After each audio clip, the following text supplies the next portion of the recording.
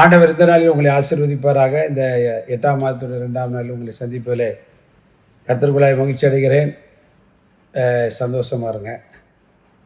நம்ம வாழ்க்கையில் பார்த்தீங்க அப்படின்னா, ஏதாவது ஒரு வாழ்க்கையில் எதிர்பாராத சம்பவம் நடந்தால் நம்ம என்ன சொல்லுவோம் அப்படின்னா, கர்த்தருக்காக நான் காத்திருந்தேன், அவருக்காக காத்திருந்தேன், இவருக்காக காத்திருந்தேன், நன்மை வரும்னு நினச்சேன், உயர்வு வரும்னு நினச்சேன். சில நேரம் யாருக்கு காத்திருப்போம்னா, பஸ்ஸுக்கு காத்திருந்துருப்போம், ட்ரெயினுக்கு காத்திருப்போம், இல்லை கடன் யாராவது தாரங்கன்னா அவங்களுக்காக காத்திருப்போம்.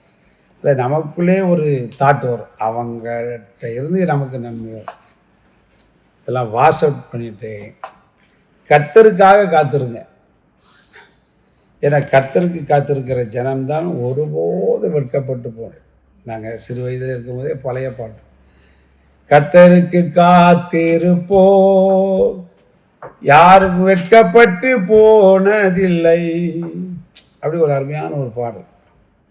அப்போ ஏசாயா சொல்லும்போது கர்த்தருக்கு காத்திரு புதுபலன் அடைந்து, இந்த புதிய மாதத்தில் புதுபலன் அடைந்து செட்டைகளை அடித்து பறக்கணும் அப்படின்னா, பிரச்சனைகளை கடந்து, போராட்டங்களை கடந்து, நிந்தைகளை கடந்து, கடன் பாரங்களை கடந்து, கவலைகளை கடந்து போகணும் அப்படின்னா கர்த்தருக்காக காத்திருக்க. அதைத்தான் மிக தெளிவாக சொல்கிறார். வாழ்க்கையில் என்ன பிரச்சனை வருது அது மேட்டரே கிடையாது. ஆனால் நான் என்ன செய்வேன் அப்படின்னா கர்த்தருக்கு தான் காத்திருக்கேன். மீகா தீர்க்கதரிசி 7ஆம் அதிகாரம் 7ஆம் வசனத்தை வாசிக்கப்போம். நானோ வென்றால் கர்த்தரை நோக்கி கொண்டு என் ரட்சிப்பின் தேவனுக்கு காத்திருப்பேன், என் தேவன் என்னை கேட்டருளுவார். பாருங்க, என்ன நடந்தாலும் சரிதான், என்னை சுற்றி உலகத்தில், வீட்டில், ஜாதியில், ஜனத்தில், சபையில் என்ன வேணாலும் நடக்கட்டும், ஐ டோன்ட் கேர் அப்படிங்க. எதை பற்றியும் அவ்வளோ என்ன செய்வேன் அப்படின்னா ஏசப்பாவுக்காக காத்திருப்பேன். அதனால் இந்த 8ஆவது மாதத்தில் நீங்கள் எடுக்க வேண்டிய ஒரு நல்ல தீர்மானம் என்ன அப்படின்னா, எதை பற்றியும் நான் கவலைப்படுவோம். என்ன வேணால் நடக்கட்டும், என்ன வேணாலும் பேசட்டும். சில பேர் அடுத்தவங்க ஏதாவது ஒன்று சொல்லிட்டு அதையே எல்லாம் விட்டுருங்க. கர்த்தருக்காக மட்டும். வாழ்க்கையில் அடி சுற்றிலும் அடி விழுது. யாரு? தாவீது. ஆனால் அவன் என்ன சொன்னா தெரியுமா? சங்கீதம் 40:1 வாசிக்கிறது. கர்த்தருக்காக பொறுமையுடன் காத்திருந்தேன், அவர் என்னிடமாய் சாய்ந்து என் கூப்பிடுதலை கேட்டார். அதெல்லாம் கர்த்தருக்காக பொறுமையோடு காத்திருந்தேன். எது? அப்பா பகைச்சாரு, அண்ணன் பகைச்சாரு, சத்துரு எழும்பினா, எவ்வளாமோ எழுப்புதான். அப்பவும் எதை பற்றி கர்த்தருக்காக காத்திரு.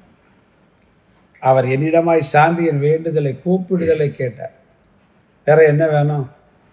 டப்பு டப்பு டப்பு டப்புன்னு ஏற்றான் பாருங்க. வர வர விருத்தி அடைந்தான். கர்த்தர் அவனை அப்படியே உயர்த்திட்டார். ஏன் அப்படின்னா, அவருக்கு காத்திருக்கிற ஜனத்தை வெட்கப்பட விடவே மாட்டார். அது எவரை நினைச்சாஞ்சர் தான். ஆமாம், எங்கள் ஊர் நம்ம தென் பகுதி சொன்னால் எந்த கொம்பை வந்தாஞ்சர் தான். ஆண்டவருக்கு காத்திருக்கிற ஜனத்தை ஒருவனும் மேற்கொள்ள முடியாது.